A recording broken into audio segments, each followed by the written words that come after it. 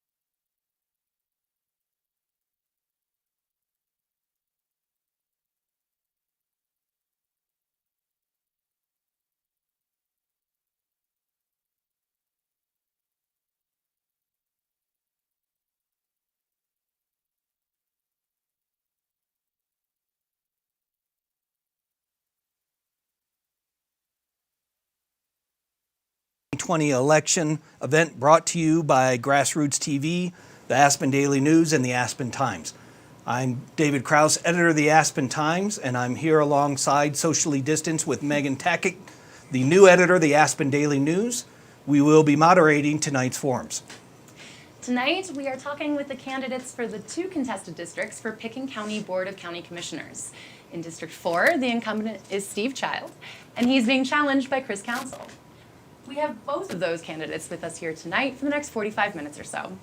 Later, we'll have the candidates for District 5, which is open because George Newman has hit his term limit. The District 5 seat is being sought by Francie and Jeffrey Evans, and they will visit with us in the next hour. Just a few notes before we get started tonight. We are inside the GrassRoots studio and have confirmed our plan with the Pitkin County Board of Health and officials with the county. We have no audience here, and we have fewer than 10 people in the studio, and we are all socially distanced. So we have checked that with the county. As for voting, we just want to remind a few people on the voting procedures. If you are registered in Pitkin County, you should have or will shortly receive your ballot in the mail. And you can drop those ballots outside of the county's admin building, the Snowmass Town Hall, and the Basalt Town Hall now through 7 p.m. on Election Day. Please note that while our candidates tonight have resided in the district for which they are running, the Pitkin County residents will all vote for commissioners vying for the district seats. There is on-site early voting starting Monday, October 19th at the Aspen Jewish Community Center on Main Street in Aspen. They'll go weekdays and then some weekends. And election night, as a reminder, is November 3rd. For information on locations or to register to vote, go to pitkinvotes.com. After posing a few questions specific to each candidate, our format for tonight will entail a series of questions, responses, and rebuttals. Each of you will be posed with the same question. One of you will have 2 minutes to answer, followed by the other having the same 2-minute opportunity to answer the same question. Whomever answered first will have 30 seconds for a brief rebuttal. We will alternate between candidates regarding who answers a question first and thus gets the rebuttal. For now, we'll start with a 2-minute opening statement from each candidate. Steve and Chris, thank you for joining us tonight. Chris, since you're the challenger, we'll let you go first with your 2-minute opening statement. Sure. Hi, my name is Chris Council. I'm excited to run for Pitkin County Commissioner for District 4. I like to, a lot of folks ask how long I've been here. I like to count my time in the Valley based on the number of balloon festivals I've seen in Snowmass. So I just was able to watch my 10th balloon festival. For me, I came to the Valley initially as a photographer for the Aspen Daily News. And one of the big things that's been really important to me over the years has been housing. I've always been involved in housing issues. Housing allowed me to initially move here in terms of affordable housing, to live first over the paper in town and then in Burlingame, and eventually in the free market. But housing is a huge part of our community. I own a small business, so I'm really focused on everything that impacts our business community, especially healthcare premiums. And one of the other really important things to me is COVID recovery and what's going to happen over the next 2, 6, 12 months, and what's that going to look like, and how can the county respond to that in a timely manner and quite frankly in a manner that keeps our economy going and reopens our community. I'm not sure how I'm doing on time. You got 50 seconds. Okay, that's a lifetime. A little bit more about myself for folks I haven't had a chance to meet. Prior to moving here, I spent, my background is in finance. I have a CPA. I worked for a lot of different organizations, also in the nonprofit sector. I moved here from the East Coast before I came out here. I'm an avid skier, uphiller, big mountain biker, and I really am looking forward to having the opportunity to serve the citizens of Pitkin County. I think this is an incredibly important election. There's a lot of really important issues coming down the pike that are going to face our citizens, and our elected leaders are going to be responsible for shaping those decisions for generations to come. Well done. Well done. Steve, your 2-minute opening statement. Thank you. My name's Steve Child. I am the current sitting county commissioner from District 4. I moved here to the Roaring Fork Valley in 1961 when I turned 13 years old that same week. I've lived the whole time on our family's cattle ranch on Capitol Creek, which is in Old Snowmass. I attended Basalt School starting in the 8th grade and graduated from Basalt High School. I attended Stanford University, and then I served 2 years in the Army before moving back here to the Valley, and I've been here pretty much continuously ever since. My lifetime of jobs has been usually based around taking care of the ranch is my #1 position. but we always needed town jobs in order to make a living. So I worked as a school bus driver for a lot of years, and that got me into becoming a school teacher, and I taught school for 12 years here in the Valley. I taught mostly first and second grade and severe needs kids, and a lot of bilingual classes also. I also worked a few years as a snowcat operator at Snowmass Ski Area, which also involved being a snowmaker, because the snowcat operators were the snowmakers in those days. So my jobs have covered a wide variety of different aspects of living in the valley. Working in the Snowmass village and at the ski resort gave me valuable experience, with the tourist economy, and I really know the importance of tourism. Working in agriculture ever since I was 13 years old has given me really a deep appreciation of the soil and the environment. Thank you. Thank you very much. We're going to first get into a couple of questions specific for each candidate. We've got two each, and then we'll get into some overall questions as we mentioned previously. This first question specifically for you, Chris. You clearly chose now to run for a reason. Why don't you think Steve is doing a good job as commissioner? That's a great question. Just come out swinging. Steve has done a great service to our community. I voted for Steve his last 2 terms. I think it's incredibly important as part of the democratic process that folks engage. And right now we have one commissioner, Mr. Postman, who's running unopposed. So I think it's a travesty anytime we have any race that's run unopposed. So for me, that's one reason that I wanted to engage. And it's not simply to oppose Steve just for the sake of doing it, but because I feel really strongly about the issues. There's some pretty big differences, hopefully that we'll get into tonight, on our policies. Housing's one of them. Steve voted for the new IGA, the new intergovernmental agreement. That happened while I was a sitting APSHA board member. I was very strongly against that. Since that time, there hasn't really been any strategic movement forward with the APSHA board. In fact, we just lost the executive director, who was effectively forced out by the city manager. So that's a big reason. There's a lot of big growth issues that are coming down. The airport's one of them. Again, I think we'll talk about that tonight. Again, I don't think Steve has come out strongly on a lot of those issues. I'm hopefully we'll talk about some of those positions, but in a nutshell, there are significant differences between the two of us from a policy standpoint. And ultimately, one of the other big things that's happened is COVID. And quite frankly, I think the county has failed on a lot of respects relative to our COVID response. The big one is testing. The testing has really been kind of a disgrace. I realize some of that's a function of the federal level, but if you look at other counties and other communities around the country, they're doing a much better job than we are. And our communication strategy around COVID was quite frankly a pretty big failure, and that's impacted our entire community. So Great, thank you. Steve, you've recently suggested that the conversation considering downsizing the allowable maximum square footage of a residence can wait. Why should we table that? Well, that whole issue was brought up by the commissioners and P&Z members because there were some problems with the growth management system. The scoring system was really broken.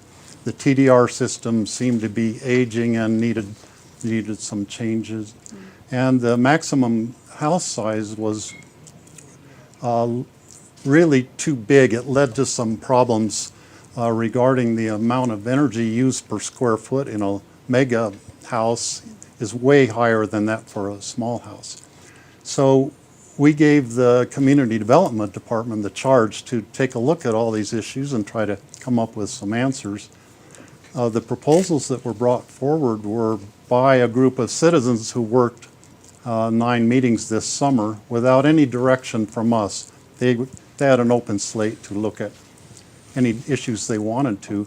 They were the ones who came up with those exact recommendations.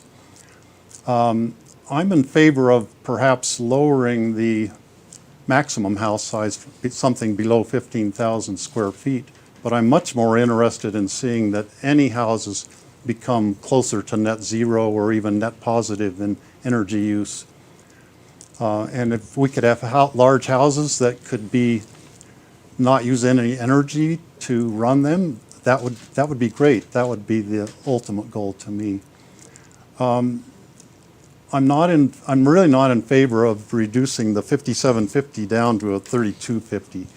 I'd rather keep it at 5750 and give incentives to people who want to have smaller houses, some kind of incentive like I suggested, giving them a TDR. If they're giving up 2,500 square feet of allowable space in their house, give them a TDR for that. And then we could use those TDRs to kind of rejuvenate the TDR program and use that in perhaps a variety of different methods. Great, thank you. Thank you. Chris, why didn't you include a party affiliation on your candidacy? It's a great question, and I'm asked it a lot. So I'm a registered Democrat, just for the record. I think there's an incredibly, I think right now we're in an incredibly polarized climate at the national level. And I see that happening at the local level too. I see it with my friends who are on both sides of the fence. And quite honestly, it's not something I wanted to engage in. For me, I'm running to serve the citizens of Pitkin County. I'm not running to serve a party, Democrat or Republican. So I'm happy to talk about how I'm going to vote, or I've actually already voted, at the national level. But for me, I don't see Democrats and Republicans in Pitkin County as I'm going around meeting folks and traveling through neighborhoods. I see the citizens of Pitkin County, I see my neighbors. So it's really important for me to make that distinction. I'm also not crazy about our local parties and how they're run. Quite honestly, I think that they are quite polarizing at some level. On both sides. So it's not something I wanted to be a part of. The Democrats caucused back in March, and I made an intentional decision to not caucus with them. I knew it's something that I could have done. It's not unusual for us to have two Democrats, and I say Democrats because it's almost always two Democrats on the ticket. But again, for me, that was a very intentional and strategic decision. Thank you. Steve, quick question on the airport for you. What do you say to the people who are actively trying to organize other ways to get out information on their opposition to the airport because they feel the public comment was one-sided? Everybody has had a lot of opportunity for public comment in the way of writing.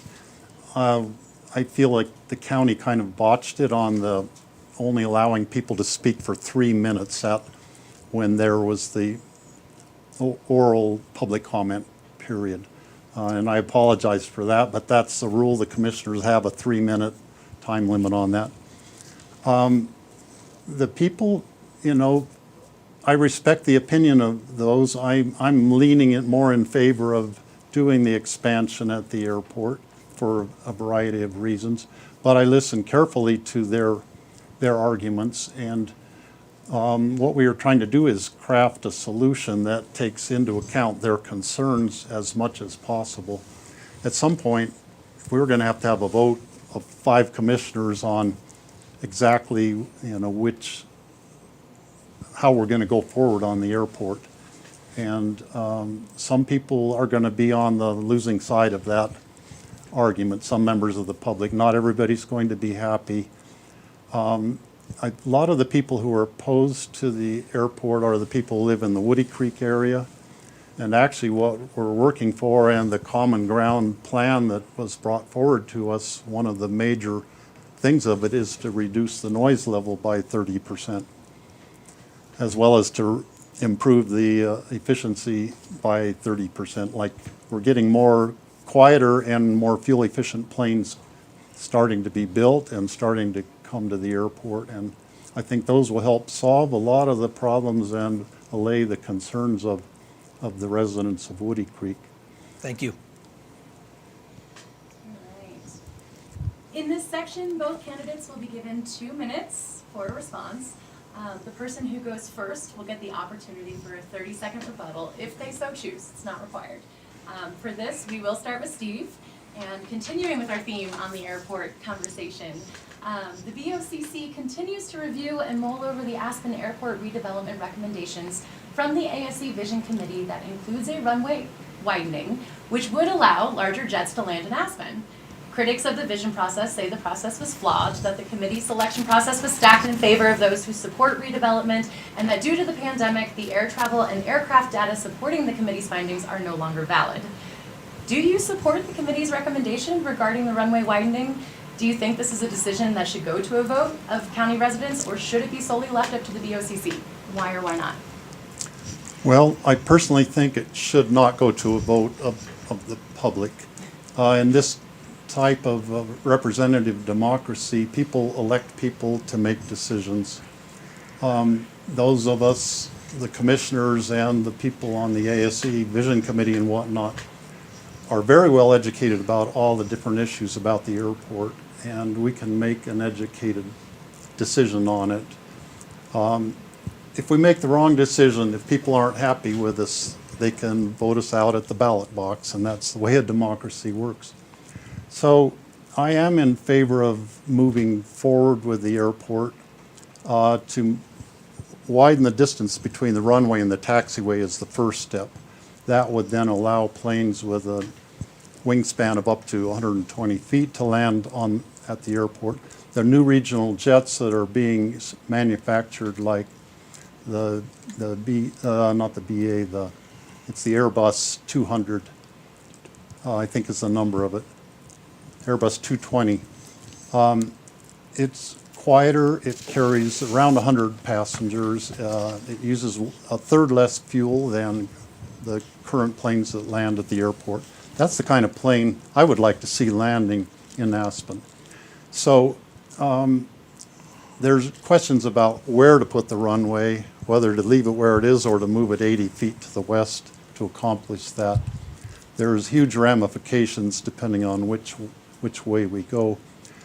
Before we do that, we are all in favor of moving forward with a new terminal first, because the new terminal is totally inadequate. It's an embarrassment to the community for tourists to arrive at that airport. So that's what we want to do first before the runway. Well, thank you. Chris, same question. There are a lot of questions in there. I think, this is sort of an easy one because there's not a lot of difference between Steve and my opinion on this. I think Steve nailed it. We're a representative democracy. There may be a discussion down the road if this needs to go to a referendum, but I had a great conversation with somebody the other day who actually sat on the Vision Committee, and the phrase they use, which I think just nailed it, which is, the naysayers tend to outweigh the yaysayers, and that's pretty much true across all policies. It doesn't matter what it is. The people that may be the smallest group sometimes beat the loudest drum. And that would not be the best representation of our community and what we're trying to achieve. I don't think we can wait on this. That doesn't mean we should press go tomorrow, but we've already waited. And I think if you look at what happened, we just lost John Kenny as our airport director. John was a great airport director. He had tons of experience. And he effectively came out and said, I was here, I was brought in, I wanted to see this, and I want to see it to completion, and this has taken forever, and I don't see an end in sight. We can't keep losing talent. We've already paused the project. Some folks forget about that a little bit. So we lost our place in line with some of that money from the FAA. So yes, air travel is reduced. What I just saw yesterday was we're looking about 24 months out before it fully comes back, but we need to plan now for a process that might take 10 years. We can't wait 10 years to start a process that's going to take 10 years. The math doesn't work. So we need to be planning now for the future. I support the ACE Vision Committee. I think there's some things in there that we can take a look at. There's some interesting things that are in the report relative to, for example, the way the runway is built. And the way that we built that runway, that we build the runway, may actually allow us to de facto prevent certain size aircraft coming in. So thank you. Thank you. Chris, Or you do I took. get- Oh, do I I'm get sorry. a- You. Sorry, Steve. My mistake. that a- 30-second rebuttal. 30 seconds 30 rebuttal. second? Yeah. So it will take at least 10 years, if not longer, to do all of the things that are in the ASC Vision Committee report. We're going to be, I'm pretty sure the commissioners are going to make a decision between now and the end of December on this. We need to get it back to the FAA and say, this is our airport layout plan, this is our intention of how we want the airport to go forward. We've already done a timetable for how the next 10 years, how we can stage all the different pieces of the operation to get it built in an orderly manner. Great, thank you. Thank you. We're going to move on. Sorry, Steve. I apologize. No problem. Chris, you brought it up earlier, the pandemic and the response. So we'd like to ask a couple of questions as far as that goes in the county. First off, let's start with this. And Chris, on this round, you'll go first. How would you rate, and you mentioned this earlier, how would you rate the county's response to the pandemic on a scale of 1 to 10? And what was one highlight and what was one low light? What's the best on the scale? Oh, good question. 10. So before I answer that, I will say I think it's really important to recognize there's a lot of talented staff at the county level and at the commissioner level. And by no means do I question anybody's motives. I truly believe everybody involved had everybody's best interest at heart. With that said, I do think that we were caught in a manner that we weren't ready to handle it. So I would say scale of 1 to 10, if 10 we knocked it out of the park and 1 we were horrible, I would say we were probably somewhere between the 4 and 5 range. The two big reasons were testing, which I mentioned before. One day we had testing, one day we didn't. Next day we did, we didn't. And that continues to this day. Eagle County, you can go to CVS in Avon and get a test. Here you have to get a prescription. We still haven't figured it out. And with the financial resources and the brain resources we have in this community, we should have figured this out a long time ago. I just saw today the commissioners just hired 2 new folks. Now it's the end of October. Why has it taken this long? But the other big thing where we really failed was communication.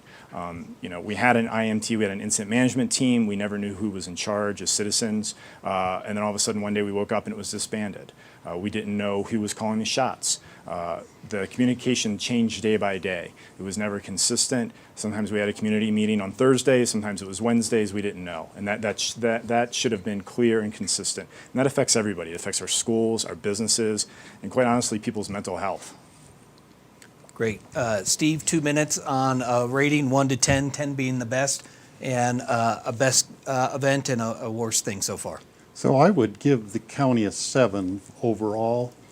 On their testing part, I would give them a 3. Because Chris is right, the testing, we failed on the testing. The whole United States has failed on the testing. Even today, the tests that are out there, they have such a high rate of false positives and false negatives that a lot of the data that's collected from them is not really worth it. There's such a margin of error. Also, it takes a long time to get even a rapid test. Sometimes takes 3 days to get it back, which doesn't really do you any good. There should be testing that 15 minutes later you can get the result and get an accurate result, but that technology is just not there. So that's part of the reason that testing, we were trying one thing and trying another, thinking that some of them were going to be, this one's going to work, but, and I agree, I think even now we should be able to go get a test without a doctor's prescription, and I've spoken about that. Now, the decisions about how the pandemic is being managed is in the hands of the Board of Health and of the Department of Public Health. It's not in the hands of the county commissioners. We do have 2 commissioners who sit on the Board of Health, so we have some influence there. But the reason I give Pitkin County a 6 on the scale is we squashed that curve very well here. There's been a very low incidence of people getting infected here. There's only been 2 deaths from the virus here. The hospital was never overwhelmed with people being admitted to the hospital. Now, part of the reason for that was when they got a serious case, they took them to a lower elevation, so they didn't necessarily stay here. Thank you. And just to be clear, Steve, you initially said 7 overall. Okay, And then 7. a 6, so which one do you like? 7, I'll go with 7. All right, 7.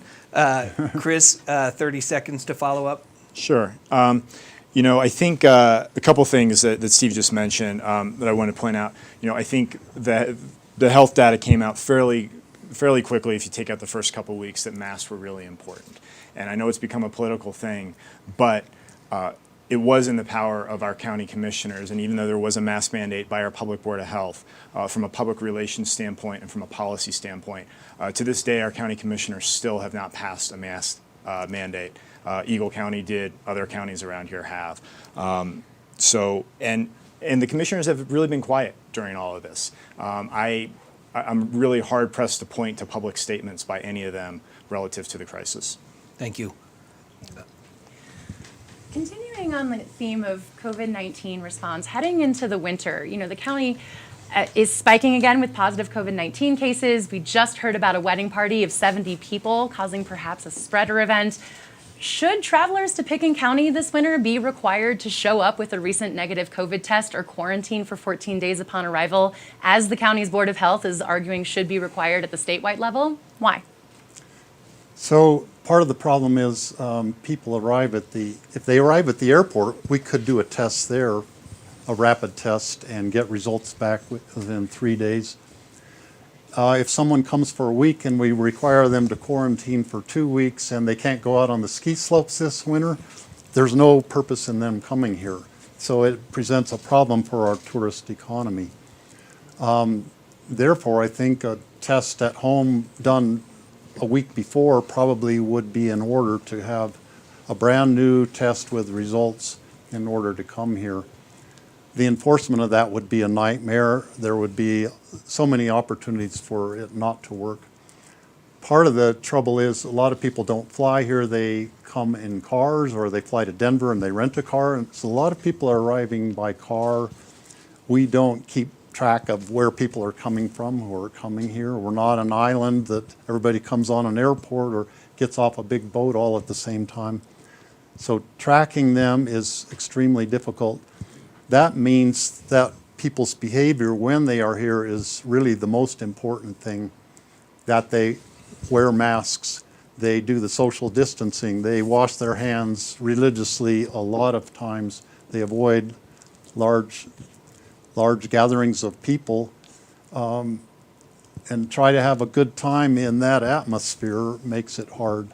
I think we're probably going to see some pretty serious outbreaks of the virus this winter when everybody's indoors, and we do have people coming here trying to enjoy the skiing and the out of doors. I mean, I don't downhill ski, but I enjoy the out of doors. I cross country ski during the winter time.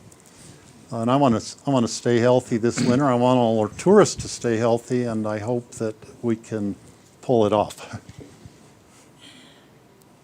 Chris?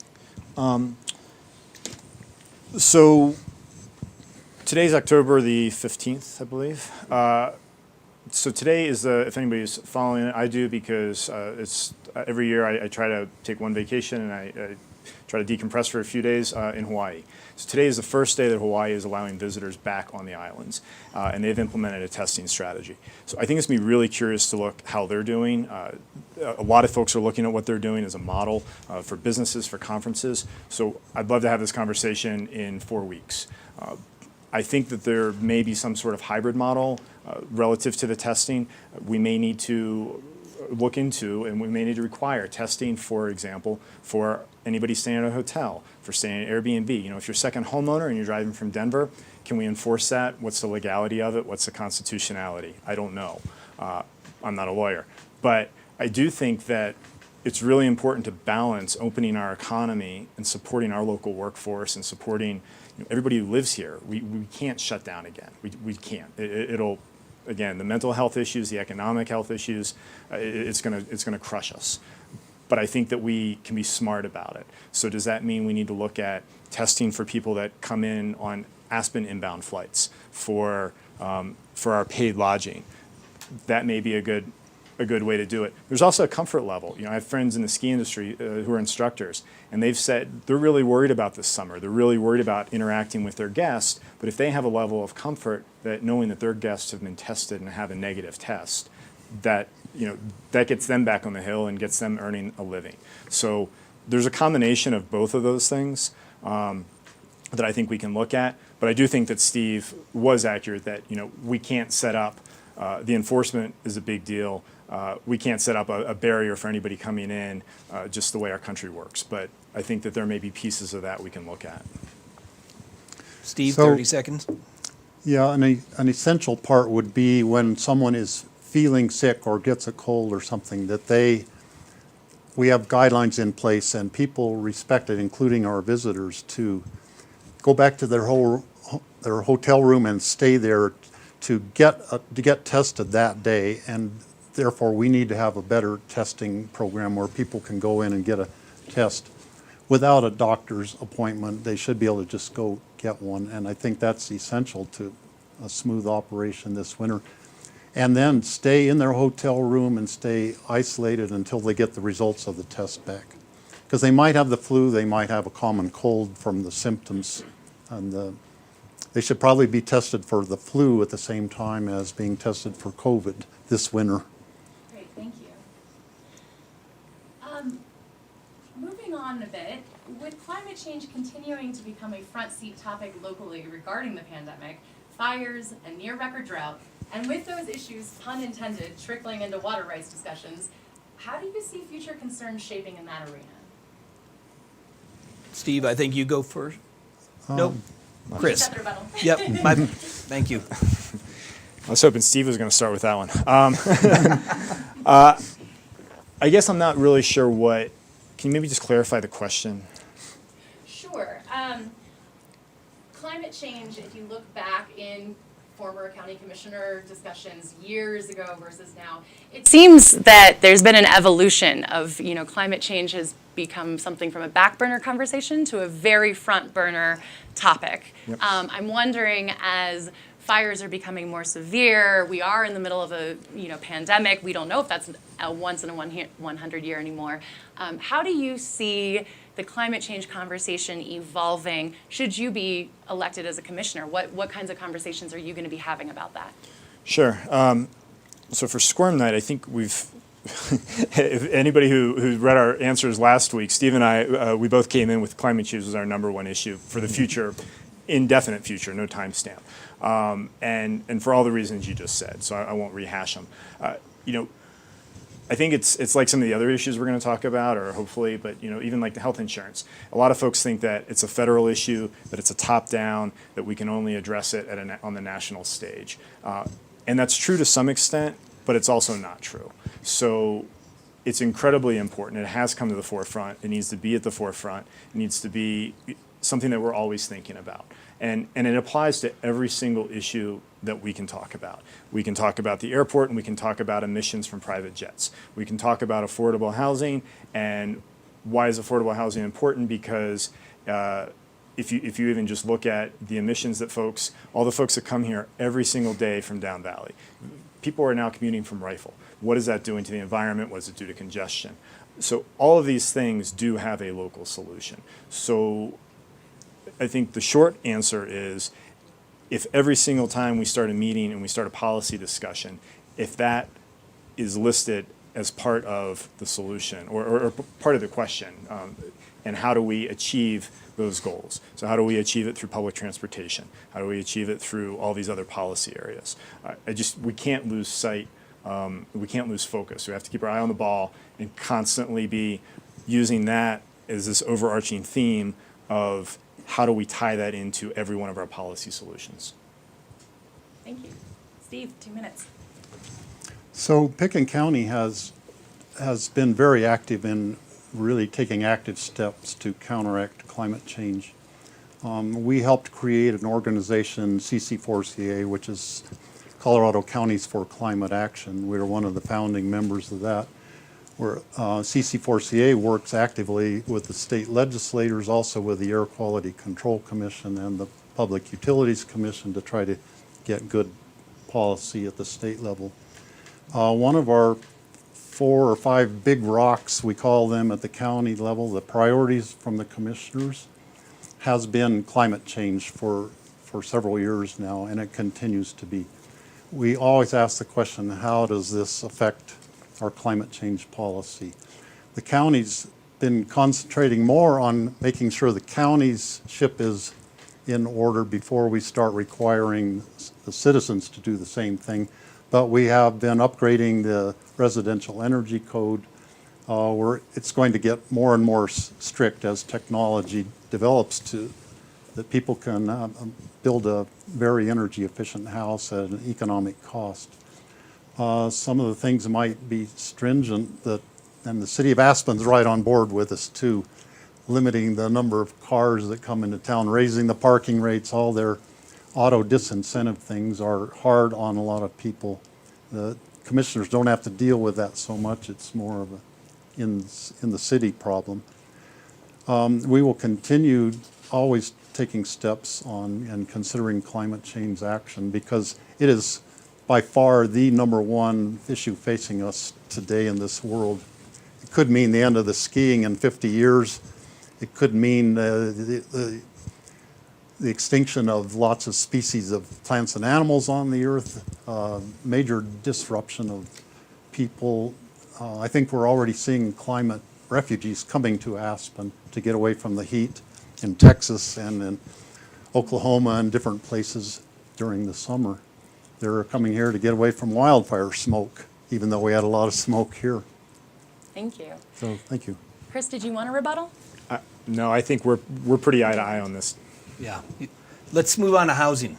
We've got about 15 minutes left for our session tonight, so we've got a couple questions on housing we'd like to approach. As you guys both have mentioned, everybody's always concerned about housing, employee housing, affordable housing, what you want to call it. The city and county pay an equal share in the operating costs for the housing authority, but the BOCC has little to say in the development, it seems, of new inventory. Steve, you go first on this one. Even though there are 2 commissioners on the newly remodeled housing, the APSHA board, should the county have a bigger say in inventory planning? Why or why not? Well, it's the city that has the money to develop the new inventory. They own by far the vast majority. I think maybe 5/6 of the inventory they actually own and not the county. They can do that because of the real estate transfer tax. Right. Gives them they have a steady stream of money. The county has very limited resources. So developing affordable housing in the county is a slower process, and we have to rely on private partnerships to accomplish it. Therefore, So should the county push more then, or have a bigger push to have more money coming in and have a bigger inventory? well, we are working to get more money. We are working at the state level to take the real estate transfer tax issue, get it through the legislature and take it to the voters to have that be, allow us to then go to our voters here to vote on that, to put it in place for the county. That would give us enough money. We figure about $5 million a year on a 0.5% real estate transfer tax that we would have. Then we would be more on equal footing with the city and should have more say in the development of it. The city has the money, they own the majority of the projects, they have a bigger say in it, to be quite honest with you. Chris, what's the role of the county, and should they be putting more money into inventory?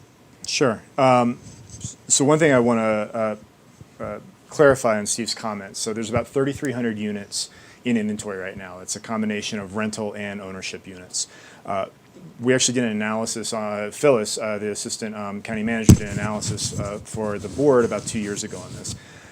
It's about a 48-52% split in terms of who actually paid for the initial development. So I think if you look over the history of the development, it's not 5-6, it's closer to a 50-50. I think what's changed is that the county is no longer developing. If you go back and look, I mean, there's parts of Centennial that were developed by the county. People don't know about that. So so I think we have to understand the history first. And then I think if you look forward, Steve is correct that as we move forward, the bulk of the new money that's coming in is through the RET. It's going in the city's 150 fund. The county does not have those funds.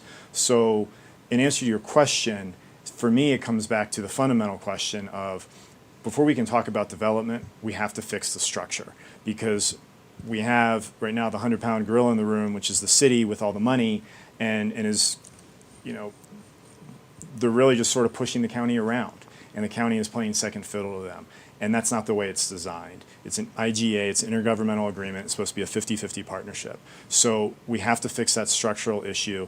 We need to remove the politics from it. We need to make it a truly independent housing authority. It's called for by state statute. So until we can fix that, we can't even talk about spending more money. The county doesn't have the money to spend. Steve is right. There's a lot of great public-private partnerships. Rural America down Valley, the Habitat Project, Basalt Vista. So there are solutions for the county to engage in future development without the funds. But before we go down that road, we've got to fix the governance. Steve? So APSA is a multi-jurisdictional housing authority. They have the authority to run a tax question by the voters and actually raise money. They would have their own mill levy to raise money and build projects. And I actually think APSA board should take a look at that to, you know, as a really viable option for a way to go forward. We have made a good stride toward fixing the governance of the APSA board. It's not fixed yet, obviously. I think it's way better than it had been in the past. There were too many personality and power struggle things between people in the city government and on the APSA leadership was really the basis of most of the problem in the past few years. Thank you. Campaign trail? One more question on that, and we've talked about financing, so let's solidify a couple of questions. I guess, Chris, for you, are there 3 things that you would bring into the housing question right now that would help solve the problems that you're talking about? Or 2 or top 3? Just 3. I mean, I said it before, I'm going to keep harping on it. We have to fix the governance issue. There's more than likely we're going to be seeing that brought to the courts in the near future. And if it's not fixed, it has the potential to jeopardize the entire program. You know, this is an hours-long discussion, but without getting into the weeds, we've got to fix it. Because if we don't, it's going to put at risk all the deed restrictions. It's going to put at risk the last 40 years of the program. And it's going to put at risk any future new development. We have to fix the governance. I can't say it enough. So once that is fixed, and there is a path forward to do that, capital reserves are a huge issue that nobody wants to talk about. Again, there are paths forward. We need the political will. We need folks that understand it, who understand the nuances, who have the finance background, and who are willing to make the hard decisions. We're at a point where we have one of the lowest amounts of our elected officials currently serving who are either in or not in, whichever one you want to look at, in affordable housing, whoever lived in it. I've lived in rental, I've lived in ownership, I've sat on the board, I sat on the initial board of Burlingame Phase 2 to help get that off the ground. I currently help with my existing HOA. I don't sit on the board, but I help them probably more than they want it, if you ask them. But we don't have, our elected officials don't have that personal experience. And without that experience and that knowledge, it's not at the forefront of their minds, and they don't understand all the nuances. And I think if you go back 20 years and you look at the makeup of our elected officials, that wasn't true then. A lot of our electeds actually lived in affordable housing, so they knew firsthand the problems and they knew how to address them. So capital reserves, governance, you asked for 3. You know, there's a third sort of nuance in there, which is, and in my opinion, it's related to capital reserves, but it's the quality of a unit. You know, we've had some pretty horrific stories about units that have come on the market that are uninhabitable almost, and that's just not acceptable. You know, housing, when someone buys a new house or they rent a home, it needs to be up to a certain standard, and so we need to address that. Thank you. Steve? So the capital reserve fund has definitely been a problem, and that's been a major point of discussion between the city and the county for going back several years now. The county really is focused more on what the county can do in unincorporated Pitkin County. So we are trying to build housing that's associated with transit, good transit stops where people can walk from the housing to a RAFTA bus stop. Even in the case of Phillips Trailer Park, there is the RAFTA, the Woody Creek RAFTA bus goes there. They are on the RAFTA system there. We need, the bulk of the affordable housing really needs to be in the Aspen urban area. So that's where I think the bulk of it should be built. Some of that is in unincorporated Pitkin County, but even like the airport lumberyard project is in the city limits of Aspen. It didn't always used to be, it was in the county, but you think of it as being in the county. I disagree with Chris. I think the APSA board is on the right track. It's still, there are definitely tweaks that need to be made to take it forward, but I think in the IGA that we came up with, I think that was a good start. It's key to getting a good director, new director hired who is a really good people person to get along with all the different personalities that are involved in this. I think APSA really needs to treat people better. I'm on the side of Lee Mulcahy in his fight because I don't think he was treated legally or fairly, and there have been other people treated unfairly by APSA. I think their rules need to be applied fairly and evenly. Great. Thank you. Thank you. Thank you. We have I'm sorry, 30 30 seconds? seconds, Yeah, right? thank you. So a couple quick things. I think it's a mistake to take the position that the county is only focused on rural areas. If that is the county's position, then the county needs to pull out of APSA because they fund the organization 50-50, and it is called the Aspen Pitkin County Housing Authority. It's not the Pitkin County Rural Authority. So it's a global thing. You know, Steve mentioned that, again, sort of looking at Aspen as a core area. Again, we either need to pull out as a county and let Aspen do their own thing. I don't think that's the answer. I think that would be a nightmare. It would be a financial mess. But what we should start doing is looking at regional housing solutions. We need to be looking up and down the entire Roaring Fork Valley. Those are the two big things, and we definitely part ways on some of the legal cases. Thank you. All right. Now we are about to wrap up our session, and we have minutes left. So we would like to end by giving each of you 1 minute closing statements. I am switching from a stopwatch to a timer on this one. Steve, would you like to go first? Okay.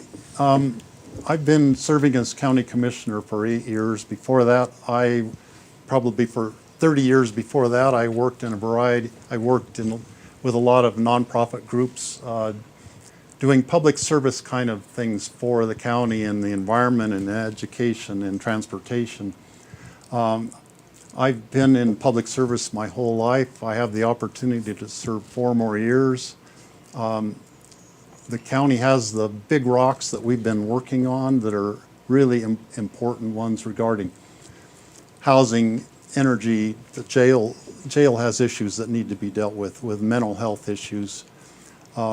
And with the airport's not one of our big rocks actually, but those are big issues that we need to have continuity on the board. And I have 8 years of institutional knowledge that is so incredibly valuable. We're losing George Newman off the board now. We're losing 12 years of his experience. Thank you. Well done. Thank you. Chris, your closing statement. You know, I respect Steve's 8 years. One of the questions I was asked earlier tonight was, why did I choose to run now? When I reached out to some folks, I was actually told, don't run in 4 years, then we'll support you. Let Steve serve out his term. That's not the way politics works. That's not the way service to our community works. We need new ideas. We need people with experience, which I have. I have the housing experience. I have the financial background. There's a lot of things that I can come in full tilt that I don't need to be caught up to speed on. So that's really important. You know, folks need to recognize that 4 years of all of our county commissioners costs the taxpayers $2 million. This is a big deal. This is a big impact to the taxpayers. So make your decision wisely and realize that whoever is elected, that we're here to serve you and that we're going to be making decisions that impact your life on a daily basis. Thank you. Awesome. Thank you.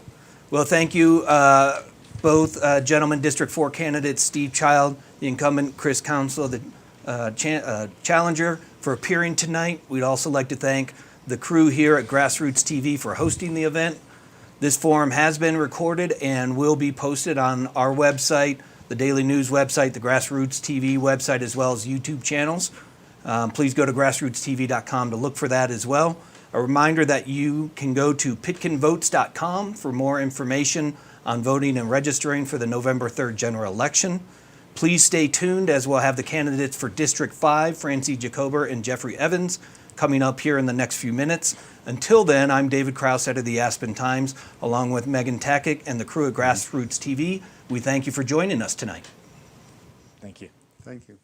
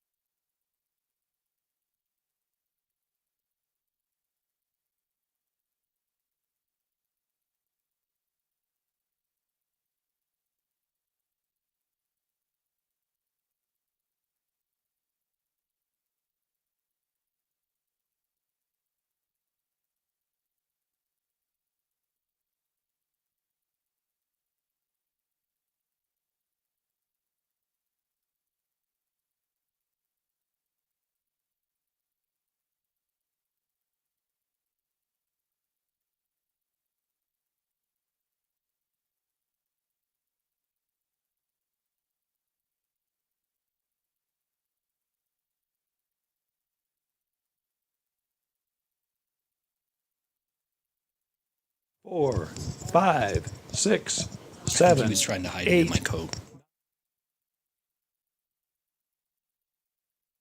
2, Got it. 3,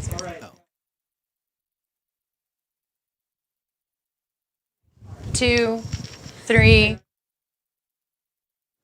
1.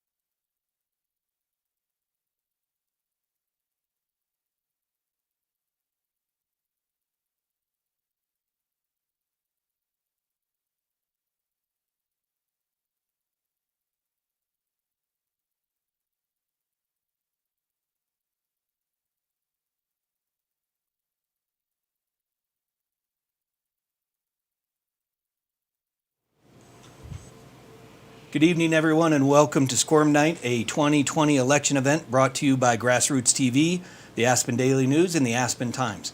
I am David Krause, editor of the Aspen Times, and I'm alongside the newly announced editor of the Aspen Daily News, Megan Tackett. We are here socially distanced tonight and with our next set of candidates. Tonight, we are talking with the candidates for the 2 contested districts for Pitkin Board of County Commissioners. In District 5, we have the candidates, well, for District 5, which is open because George Newman has hit his term limit. The District 5 seat is being sought by Francie and Jeffrey Evans, and they will be visiting with us in the next hour. Just a few notes to David's point. Before we get started, we are inside the GrassRoots studio and have confirmed our plan with the Pitkin County Public Health officials. We have no audience and fewer than 10 people in the studio, and as noted, we are socially distanced. As for voting, if you are a registered Pitkin County voter, you should have or will shortly have received your ballot in the mail this week.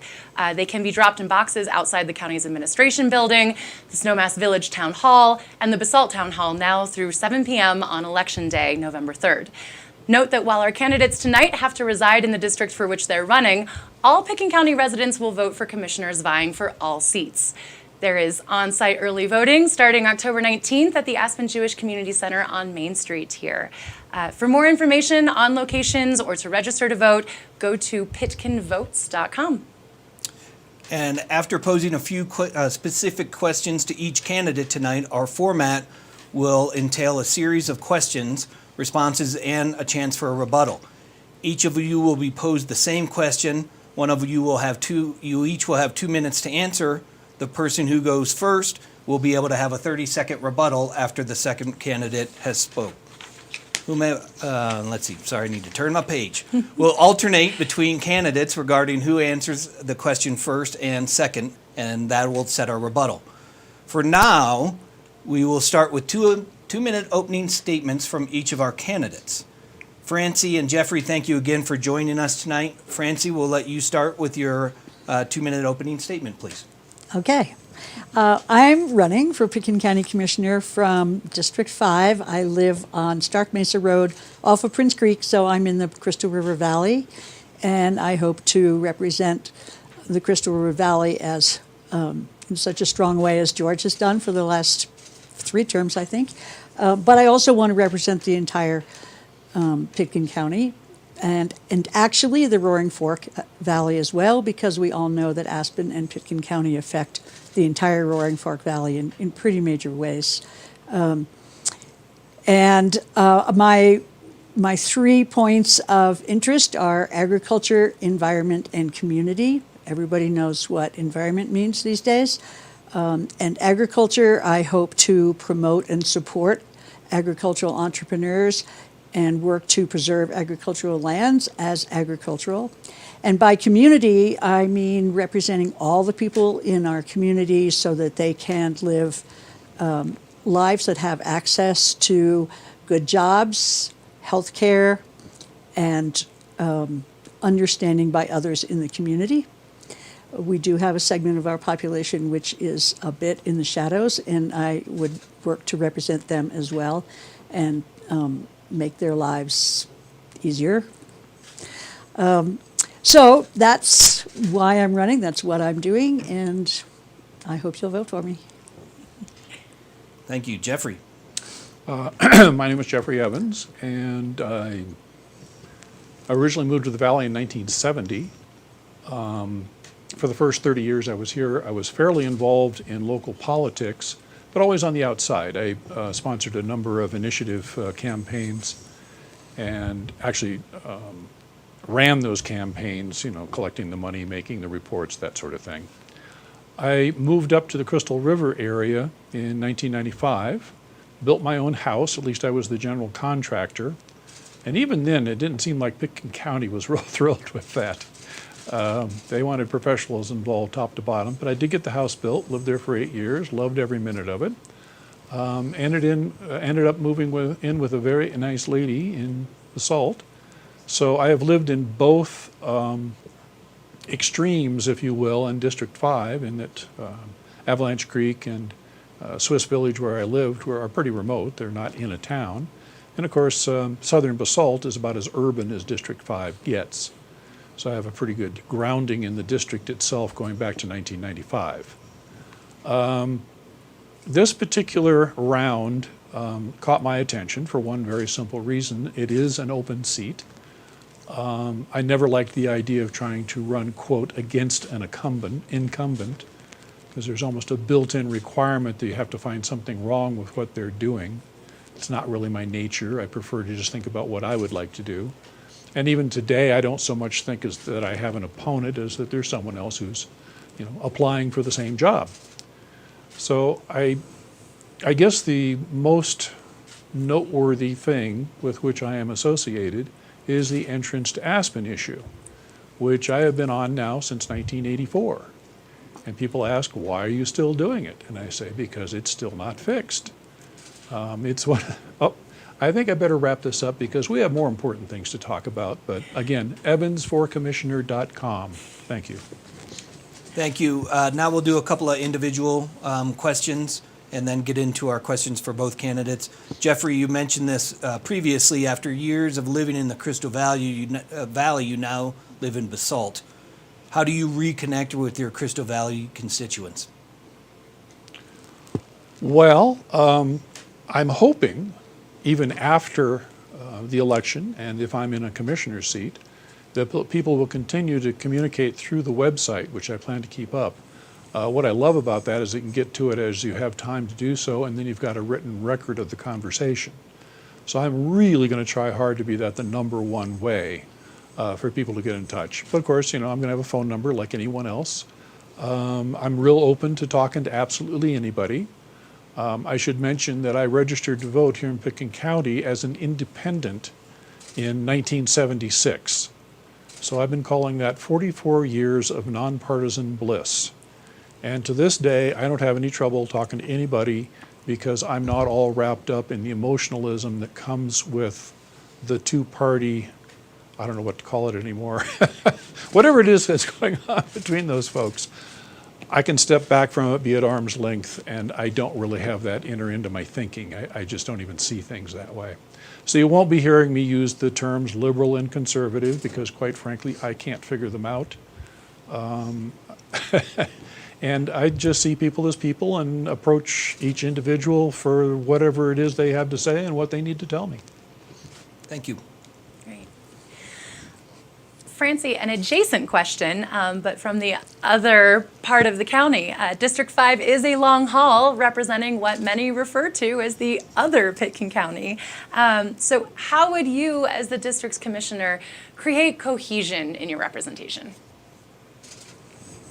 Well, I don't know if I could entirely create cohesion, but I do think we have a lot of the same issues. Certainly the people in the Crystal River Valley are interested in waterways, as are people throughout the county, and that is an area of focus that's really important to people over there, rightly so, and important to me. And affordable housing is the same. We have a lot of people in the Crystal River Valley who work in Carbondale and Aspen and Glenwood.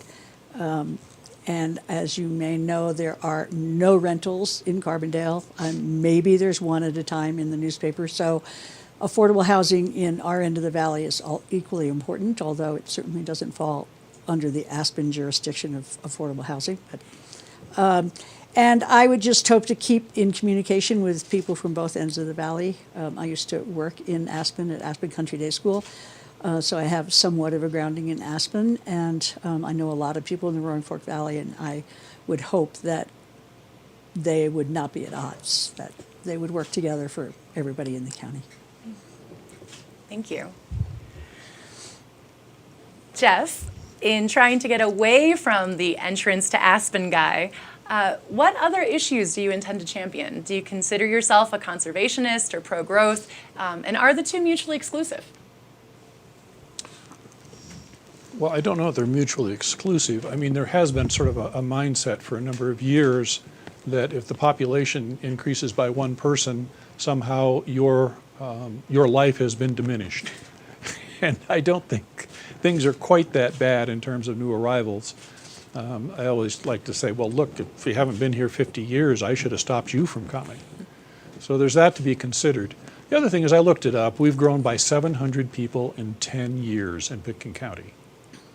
Now, that's I think 3.6%. I mean, places that think they have growth problems are seeing that growth in a year. We're talking about every 10. There's also the fact that that's been the #1 subject for 45 years that I know of. The county's pretty well locked down. There's not much of anywhere for any significant population growth to occur. I would say probably the biggest increase we would see is from people who bought what they thought were second homes, who are going to be looking at making those their primary homes.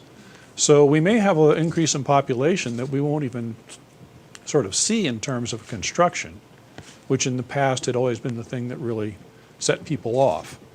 Every time they see a bulldozer moving dirt, you know, an alarm goes off, and there's a problem. I think I can leave it there. Thanks.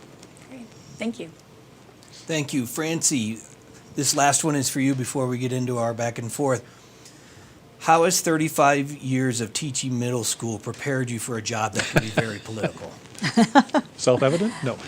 Well, teaching middle school is not for everyone, but it was definitely for me. I loved it. I love the chaos of that age of child and the growing that they're going through and the trying on of different personalities that they do. So I'm pretty adept at dealing with personalities. And I think that as a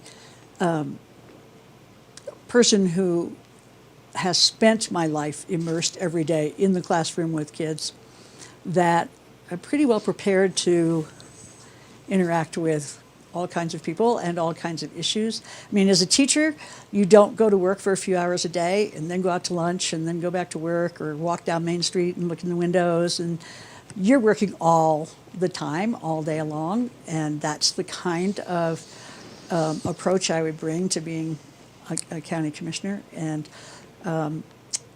to solving problems and coming up with problems. And I can imagine that commissioner meetings are not unlike faculty meetings, especially when the public is there, and faculty meetings when parents are there. So I feel pretty comfortable about my ability to navigate people and positions. Thank you. All right, in this section, both candidates will be given 2 minutes for a response. The person who goes first will get the opportunity for a 30-second rebuttal if they so choose, not required. For this, we will start with Francie. In giving voice to Crystal Valley property owners' concerns, how would you address implications of the Carbondale to Crested Butte Trail, both regarding wildlife migratory patterns and creating proposed setbacks to property lines? That's why you call it Squirm Night? Well, the trail first struck me as over-designed, the first proposal that I saw, and I wondered what percent of our population is all of this money actually going to serve if we go ahead with this rather elaborate presentation that I saw. I'm not sure I've seen anything that's definitive, because I understand it's a little more flexible than that. My understanding from talking to people in the Crystal River Valley is people are either really for it or really against it. When people heard that I was running for county commissioner, that is the first issue I heard on my end of the valley. And both sides are equally strong in their opinions. I think there's not much issue with going from Redstone over the pass, but from the BRB to Redstone is where most of the concern is, or all the way to Marble, actually. I'm interested in learning more about it. I know a lot of people who support it, including people in my own family, and think that it connects communities, and that's something that has been a goal, I know, for the western counties for a while, to keep the different counties connected. I have done the hike over to Aspen and ridden my bike back through Marble and Redstone, so I feel that for people who like bikes and hiking, we are connected. So I don't have a strong opinion either way. I'm interested in hearing more about it, but the last plan I saw, I didn't see how it couldn't affect migratory routes for the animals, the sheep.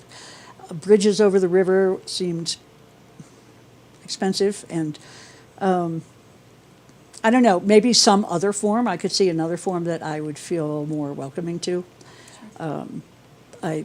I understand CDOT is difficult to work with. I've heard that from several people, so I've wondered, well, why don't we just go up along the road? Not quite the same experience for bikers, but I'm open. Great, thank you. Jeff, same question. Well, I'm so sorry. I'm going to have a very similar answer. I've purposely avoided getting into the fine detail on this, because this is one where I really want to hear people in the area talking about it. The few people I've talked to so far, wow, does this sound very remote and unlikely, starting with the price tag. I thought the first person who spoke to me made up $100 million. Well, I've since talked to someone else who says the cost is $100 million. And I keep saying, you have to be kidding me. Trails are wonderful. We've got an awful lot of them already. This particular proposal has so many problems with it, even after you get past the cost. And it's not real clear who is the driving force behind it. Who is it that really wants it and really wants it to happen? My instinct would be to have our county staff put together a list of all the landowners who would be bordering that trail, and then poll them as to what they would like to see happen. And I would almost like to start there, because they're the ones who matter the most. Yes, there are times when a community has to diminish the rights or the property use of individual landowners for a really essential project. Obviously, I think the highway is one of those. Building a new school is another one, like they had in Glenwood Springs. A trail is not essential. And I would feel really badly if we had to start going around condemning land or whatever in order to get this thing built. So I would start with the property owners. Francie, you have 30 seconds if you'd like it. I think they already have started with the landowners, and it was 50-50. That's my understanding of the outcome of the survey that they did. And I heard 11 million, not 100 million, and 11 million just shocked me as well. Not as shocking as 100, though. I can't even imagine that. There have been reports of 100 million. That's why I keep going, Yeah. where on earth? And then I heard 18. All the way to Crested Butte. Well, well, I should have added that. Yeah, that is the number I was hearing for the Yeah. whole thing. But, Not just to the past, but all the way and to did I Crystal. also hear correctly with 18 bridges? That I haven't seen an update on that, but it's more than a dozen, I believe. Yeah, that'll eat up some money in a hurry. They did publish a study that was done that showed some of the mitigating steps that they would take for the wildlife, and could stand some more looking at. Yeah, I'm also not sure that the 50/50 wasn't done back before they built the section from Carbondale to KOA. I don't know, I wouldn't predict, but I think a new survey from there up would perhaps be a different set of people. I tell you, that's just a conversation for District 5 we could talk about for a full hour, it seems like. Oh, please, However- please don't. However, comma, we will move on to the other next big conversation in our county, the airport. The BOCC continues to review the Aspen Airport redevelopment recommendations from the ASE Vision Committee. That includes a runway widening, which would allow for larger jets to land in Aspen. Critics of the vision process say the process was flawed, that the committee selection process was stacked in favor of those who were supporting redevelopment, and that due to the pandemic, the air travel and aircraft data supporting the committee's findings are no longer valid. So, Jeff, we'll start with you on this section of questions. Do you support the committee's recommendations regarding the runway widening? And do you think this is a decision that should go to the vote of the county residents, or should it be solely left up to the BOCC, and why? Well, in terms of putting it to a vote, there has to be something to vote on first. I don't think you want to just put up 6 options. Everybody pick their own. It won't tell you much. I think if I were an airplane, I'd want to see a 150-foot wide runway, and I would like to see taxiways on both sides of that runway. If I were a human being, I want a nice terminal where when I walk into it from my airplane, there's someone there to greet me, lead me to my vehicle, and take me to my accommodations. That's, of course, speaking of visitors. Right now, it's hard to see how all of those things can be accommodated. Sadly, I took one look at that map that they prepared, and it immediately became obvious to me that you could have it all if you went ahead and put the terminal over on the west side of the runway, so you'd access it from that one stretch of All Creek. Now, I'm not prepared to propose that because it has to go through a screening process where they look for fatal flaws. I haven't done anything like that. But in terms of just the amount of area that's available, that would resolve so many problems. My gut would save tens of millions of dollars of complications and construction phasing for starters. You can build the terminal. When it's done, you tear the old one down. That's a whole lot better than tearing the old one down and then trying to build a new terminal. Because another thing we have to talk about is how we're going to survive potentially 2 summers worth of construction with the airport down. We're sure not going to be able to do that anytime soon. Last but not least, I'm not uncomfortable with going ahead with it more or less full speed, because my understanding is that if we did that, we might be able to break ground in 8 or 10 years.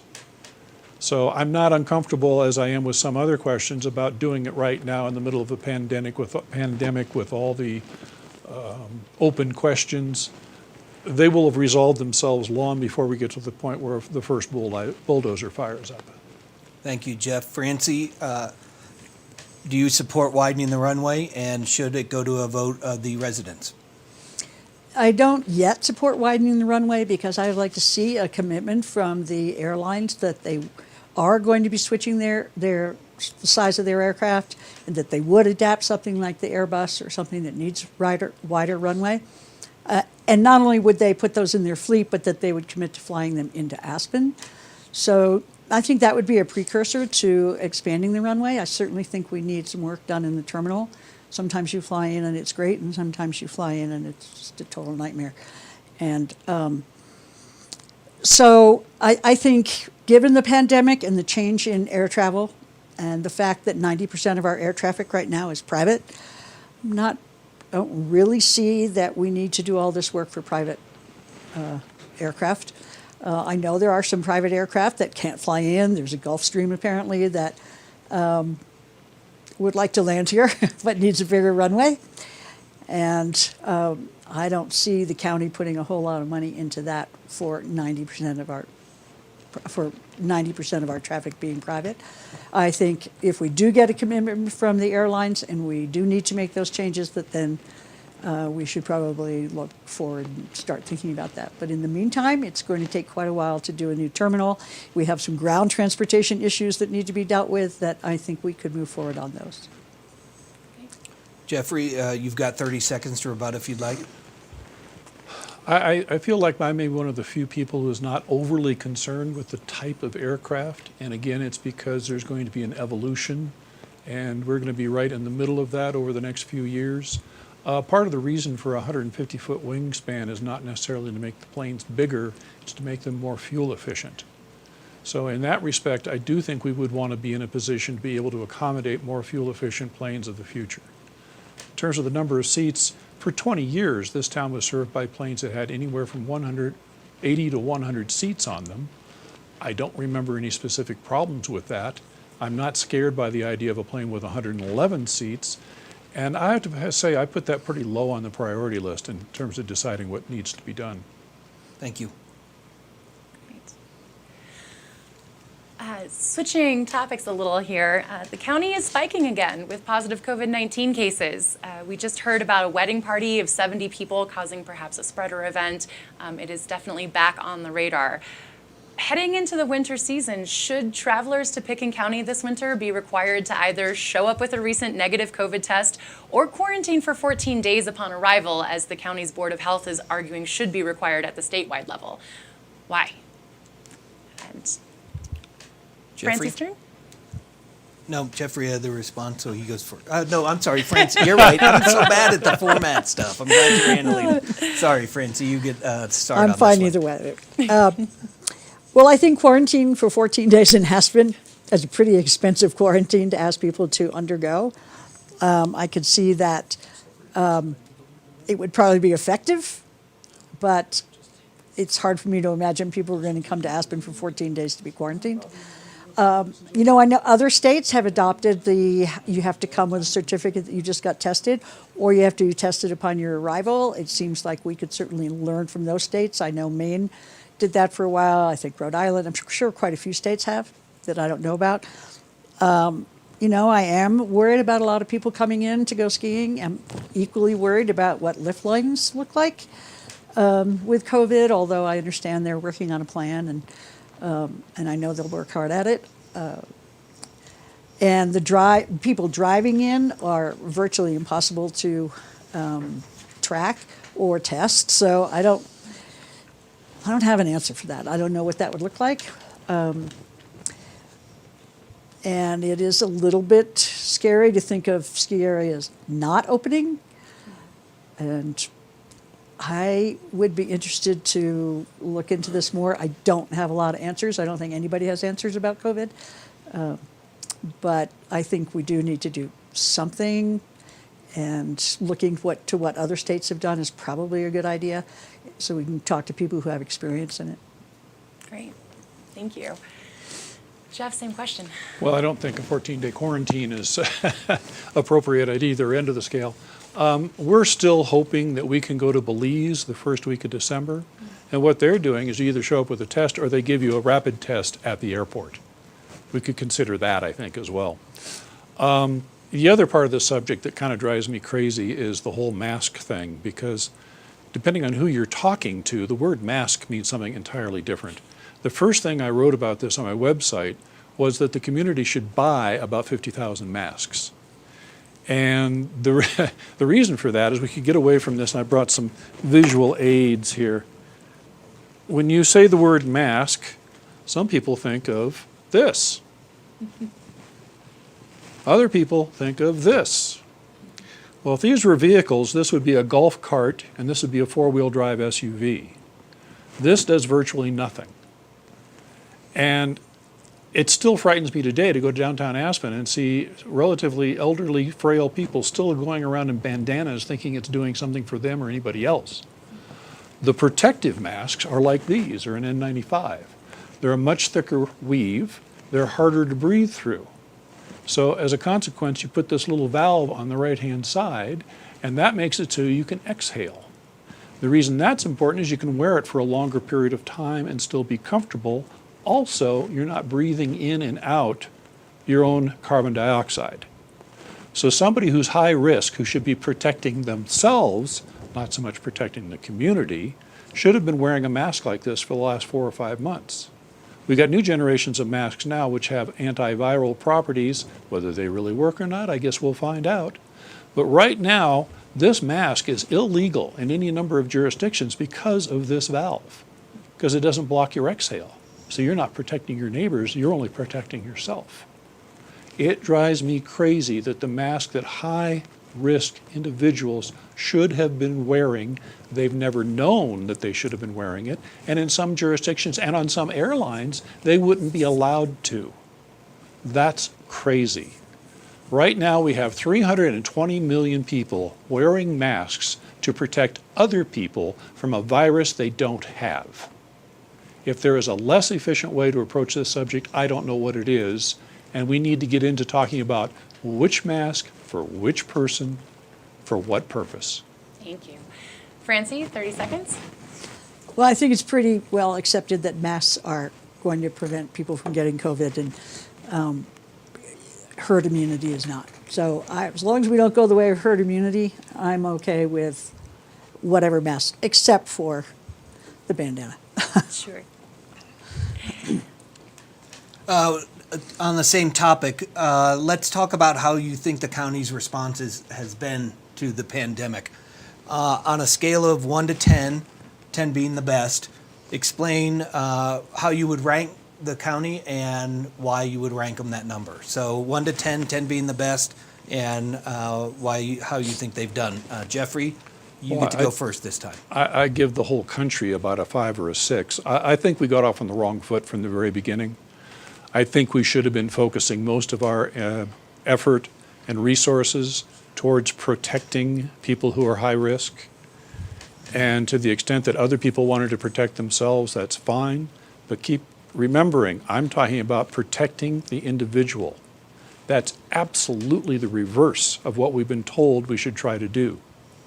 And the problems with that, not only with compliance, but I'll give you an example. Denmark has never done that because they decided that if you weren't wearing the right mask, if you weren't following the right protocol, and you were not maintaining the mask the way it should be, that masks could be anywhere from ineffective to counterproductive. I don't think the Danes are anti-science. It wasn't until August they got around to requiring masks on mass transit. You can't get a more tightly packed, situation than that. So there is a very wide range of opinions on masks to this day, and it has much to do with the confusion, starting with what's a mask and what isn't, and all the way to, are you trying to protect the individual? Are you trying to somehow protect the global, the whole world somehow by your wearing a mask? We need to sort of rewind the tape, get this down to something that everybody can understand, and then try to have something that people can follow. But to just end this, to give you an idea of why mask maintenance is so important, here's some of the rules. Avoid taking mask off and on during use. Avoid adjusting mask during use. Don't touch mask or eyes during use. Remove mask using ear loops. Wash your hands after removal. Wash and dry mask with heat after every use. Don't pull mask down to talk to someone. Who's following these rules? And how much good are masks doing if you're not? If these are the requirements, there was a reason for them. Thank you. Francie, the county's response to the pandemic, 1 to 10, and why you rate them that way. Well, I just want to recognize how incredibly difficult it is to ask people to lock down, quarantine, close your business, close your bar at 9 o'clock, or don't open your bar. Those are really hard decisions, and they impact people's lives pretty powerfully. So I admire the Board of County Commissioners and the City of Aspen officials who took that step. I know it was hard. I heard Greg Postman say the other day that he thought they were a little slow to respond, but when they did respond and asked people to wear masks, there was a little bit of difficulty getting people to comply, particularly people who came in from out of town and thought they were coming to a safe haven, or not quite sure what they thought, and I know there were some hard feelings in town towards outsiders who came in, weren't wearing their masks, so it was difficult. And I think the BOCC did a good job. I would give them about an 8, maybe even more. I'm not sure how they could have done it differently, given how little we knew about COVID at the beginning and how we were misled by our federal government. So maybe more than an 8. I think we've done pretty well. I think our medical community here has helped a lot. So we've had less dire consequences of people who've had COVID here, partially because our community is well-to-do and has a really incredible hospital with great staff. And so, you know, I feel like Pitkin County's done pretty well. I'm a little nervous about what's going to happen this winter, but we'll deal with it. Did you see any flaws in the county's approach to the beginning months?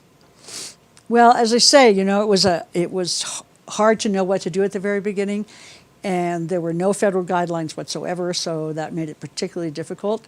And so if you're in a tourist community and you have nobody telling you what would be the correct thing to do, it's pretty hard to figure out how to approach it. So given those negative factors, I wouldn't fault the BOCC. Thank you. Jeff, are you interested in 30 seconds? I agree with everything she said. Then I will move on to water. Pitkin County commissioners are standing alone among their peers in urging a no vote on a measure to increase property taxes across the western slope to protect water resources. Do you agree with the county's stance against the Colorado River District's ballot measure 7A, or are you aligned with the other headwater counties which are supportive of the measure? Why or why not? So you're saying that the BOCC is supporting or opposing it? They voted 2-2 because there was one person who wasn't there, so they don't have Can a you direct read me the position. ballot measure, the short version? 7A would use a mill levy to use to take money to help protect, as the measure is written, to help protect the resources. It wouldn't go to paying farmers not to water any of the pilot projects that okay. they've done. Yeah. But 7A is just the Colorado River District issue. And so you're asking, do I agree with the board? Right. I do. I think that probably preserving our water resources is one of the most important things we can possibly be doing on the western slope, all over the western United States, actually. And I mean, that's one of the issues in the Crystal River Valley, is fighting diversions and hoping that the Front Range won't come and want to take water away all the time. I think, you know, if we don't maintain minimum flows, and I can't even see how we have minimum flow right now. The lower Crystal River was at 11 CFS one point this summer. And it's pretty hard for fish to survive. It's pretty hard for the area to stay riparian when it's just puddle to puddle. So I totally support the BOCC on their decision there. Jeff, what's your view on the BOCC's stance on 7A? I have not reviewed the state ballot issues at all. All of my focus has been on the Crystal River because with 2 years out of the last 3 being essentially a drought, people in that area are very concerned. There's going to be a water call and they're literally going to be told they can't pull water out of their wells. So the big issue is going to be augmentation. That means a lot of different things depending on where you are up and down the river. The other thing that complicates it is there's been an ongoing effort to get wild and scenic rivers designation for the Crystal. I've been trying to sort out, if you were to get that, would it start to tie your hands in the type of augmentation choices you could make? I think it's a given it almost necessarily would. So there's an order that needs to be followed here, which is what's the least intrusive and damaging methods you can have to augment the river. And to give you an idea why I'm hedging a little on that, you know, it includes things like digging pits and putting gravel in it so that as the river flows down, it goes out down into that and kind of recharges the alluvial plain. So it gets into all sorts of very technical areas. I was trying to look at the possibility of different crops. I was wondering if hemp might be a better crop than hay, because I know it takes a lot less water. Well, since I brought that up, I went to a Emma caucus and found out that hemp has an absolutely god-awful odor that'll drive the neighbors away. But it's the type of thing we need to be talking about every little bit that you can possibly save from whatever source, because ultimately I think everybody in that area agrees on certain things. They don't want a dam across the river. They don't want to see the crystal run dry. And they would like to have a reliable source of water every time they turn their tap. So whatever brings that balance, I'm going to pursue that rather vigorously. Thank you. Francie, would you like to take 30 seconds? No need. Great. Let's move on to housing. Housing's a big issue, as we talked about earlier. The city and the county pay equal share in the operating costs for the housing authority, but the BOCC has little say in the development of new inventory and has little inventory. Even though there are 2 commissioners on the newly remodeled board, should the county have a bigger say in the inventory planning? Why or why not? And Jeff goes first. Thank you. I was going to say that, but I defer to you to make sure. She's got you doubting yourself. That's yeah. right. Thank you. Well, inventory, let's see. I don't want to call anybody a gorilla, but the city has all the money, basically. Right. And so they've been taking the lead on the projects. They've got 3 coming online this year. Apparently they're going to work on an expansion in Burlingame. There's also the lumberyard project. This is one where I really do think we have to pause. Unlike the airport, where the faster we can go, we might get it done within a decade. I don't know that we really ought to be pressing ahead until we find out what happens this winter. I'd like to see where we are about this time next year. We could end up with a whole bunch of empty employee housing units for all I know. I'll remind everybody, this is not political, but it needs to start snowing real hard, real soon, or COVID is going to look like a block party. If on top of that we get a low or no snow year, a whole lot of these discussions are going to become academic. So I hate to throw that out there, because as a commissioner, obviously there's nothing I can do about that, but as a community, we need to start thinking about how we're going to make it through if there's no federal assistance. They're going to help people with COVID, not with people who didn't get snow. So it's going to, we're going to have to take things almost a month at a time, but I would not at this moment put housing at the top of my list. Thank you. Francie? Well, I think that Aspen needs a robust and local workforce, no matter how deep the snow is. And we have a lot of other things that people come here for. I think they'll come here to ski even if it's all man-made snow. So I'm not worried that there's not going to be any skiing. I've lived in Telluride when we had only 6 weeks of a ski season, and it was pretty shocking, but people still came to town. But there's a lot of jobs in Aspen that aren't ski co jobs, and people who have those jobs need a place to live. So it is pretty high on my list. And I think that, as I wrote in one of the pieces this week in the newspaper, I think affordable housing has to be tied to childcare. And I'd love to see the county be, I think our commissioners are really progressive and have come up with some amazing ideas about protecting the environment and building codes and land use and all kinds of things. But I would love to see them take the lead on childcare and affordable housing going together, and maybe provide grants for private childcare that is required when you develop affordable housing, because we know we can't have workers without childcare. And I'm also particularly concerned about the childcare providers, because when people talk about childcare, they talk about how expensive it is. And I don't know exactly why it is so expensive, because the providers don't make very much money. So I'd love to see the providers protected, and I'd love to see the child care provided as a requirement for affordable housing, and actually for most housing. I would like to see some kind of fee or something that goes with any kind of development that would require a certain amount of child care. So to me, they're a par. You can't separate them. Because this is a real estate question, basically, I have to say location, location, location. It's required, but it really is true. if anybody can find a spot of land where you could build additional units and everybody in the area wouldn't scream bloody murder, we have all sorts of ways of moving ahead with these projects. But it starts there. I mean, as long as there's an overarching resistance to change in anybody's particular neighborhood, all of these types of proposals have such an uphill battle that you you almost need, one of the things I said was we ought to talk to the open space and trails guys, because out of the 20,000 acres they have in their inventory, they might very well know some parcels that would make more sense as residential property than as open space. Now, that's the sort of scary thing as a candidate you shouldn't even bring up. I can see the headlines tomorrow. Jeffrey Evans wants to use open space for housing. No, I think we should ask the people who hold that open space if they could suggest some areas that would be appropriate. Thank you. We've got about 10 minutes left in our evening, so I would like to ask a final question. Out on the campaign trail, what's the one thing people are calling to your attention? If there was one thing that was up front. And Francie, it's with you.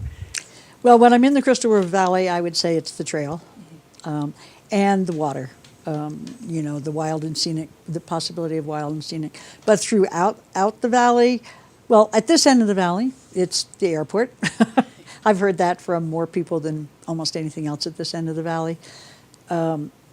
I do think, though, that in spite of what people say about those particular two issues, really people are concerned about growth and protecting the rural nature of our valley. I would say if anything affects people who live here the most, it is that. And I hear people bemoan development up and down the valley, even though they may be building it or they may be living in it. Everybody is sad to see open space filled up and more cars on the road and all of those things. The new city market in Carbondale. So I think that's really everybody's number one concern. It's that how are we possibly going to balance increasing development with the beauty of our area and protecting our wilderness areas. Thank you. Jeffrey? I forgot, am I on the 2-minute portion or the 30-second You are on the portion? 2-minute portion, the 2-minute correct. portion. Well, again, because I am known from all those years ago as being associated with the entrance to Aspen issue, a lot of people have wanted to talk to me about that, but I'm the one who raised it again, so it's not really an accurate reflection of what people are thinking about or are worried about. And so I started the quest, back in March, of what other issues should I cover besides the entrance. And pretty much I got coronavirus, mask laws, and by the way, coronavirus. I've had to dig. Well, nobody was even looking at the airport in March. I mean, I went and did that because I have a general interest in transportation. But again, that's taken the forefront, and I have some very strong opinions about it. And I think what's going to happen there is when they go back for more public input, we're going to find out whether they're going to pursue a route which will just lead to construction, or whether they're going to choose a route that leads to a new environmental assessment. If they choose the latter, they need to have an environmental assessment that starts with a scoping session that's public. An EA does not require a scoping session, it's optional. They should not do this again unless we do it in such a way that we don't have to do it a third time in 2 or 3 years. And that's to get everybody's ideas up front, out on the table. They all get screened in the EA, and then people have more of a sense of having been included from the ground up and not sort of coached at the end about how the outcome should be. And without that buy-in, I don't know where we go. Francie, 30 seconds if you want it. No, I don't think I do. Thank you. Great. Well, we are, as Megan said, about to wind down. However, before we end, we would I'm like just to... getting wound up. Well, we'd like to at least give each candidate a 1-minute closing statement to wrap up the evening. So since we started with Francie at the beginning, Jeffrey, you get the first closing statement. Go ahead, please. Okay, well, I am Jeffrey Evans. One of the things that spurred me to run this time around was it occurred to me that all the people who are stuck in that traffic jam out there, many of whom are county residents, many of whom are city residents, and many of whom realize it's an ugly, polluting mess, might really appreciate having someone in office who is an unabashed advocate for fixing the entrance to Aspen. Obviously, if you want to go to my website, evansforcommissioner.com, I have other subjects that I talk about. I think they're a slightly different viewpoint than you'll find anyplace else, and I think that's a large part of what I can bring to the job is a different point of view, and I think that might be welcome as well. So, Jeffrey Evans, County Commissioner, District 5, please vote for me. I will really appreciate it. Thank you, Jeffrey. Francie. I've lived in the Valley for 27 years now. I've been a teacher here for most of that time, 25 years. I've also been involved with the ranching community. My family had Crystal River Meats for quite a while, and so I worked for Crystal River Meats, both at Aspen Food and Wine. We had a small store for a while, and I also managed Fat Belly Burgers, which grew out of Crystal River Meats meat. I also ran an outfitting business in the Valley for quite a long time. I took kids on 25-day wilderness trips, kayaking, mountain biking, and mountaineering. So I've been in the different industries that support this Valley across the board, and I love this place. It's a really special place. There are very few places on earth as wonderful as the Roaring Fork Valley, and I really look forward to serving the county and being of service and hearing from people and understanding what they think the issues are and working with other commissioners. FrancieJacober.com. Great, thank you. It was exactly 60 seconds. Well, that is all the time we have time for. We would like to thank the District 5 candidates, Jeffrey Evans and Francie Jacober, for appearing tonight. We also would like to thank John Masters and Jeremy Eisenhart and the crew at GrassRoots TV for hosting the event this evening. This forum has been recorded and can be found on the websites and Facebook pages for the Aspen Times, the Aspen Daily News, and GrassRoots TV. A reminder that you can go to pitkinvotes.com for more information on voting and registering for the November 3rd general election. I'm Megan Tackett for the Aspen Daily News, joined with me David Krause, editor of the Aspen Times, and the crew at GrassRoots TV. We cannot thank you enough for joining us tonight. Please remember to get out and vote. Thank you. Thanks, guys. Thanks for doing it.